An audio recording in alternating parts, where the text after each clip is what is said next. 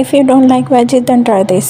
Chicken minced, cabbage, garlic, capsicum, carrot, onion, cucumber chop, and salt,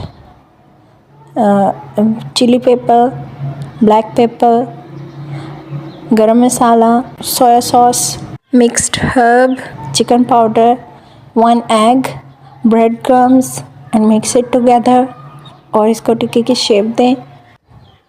pan को गरम करें और इस पर थोड़ा सा तेल लगाएं और फिर टिक्कियों को फ्राई कर लें।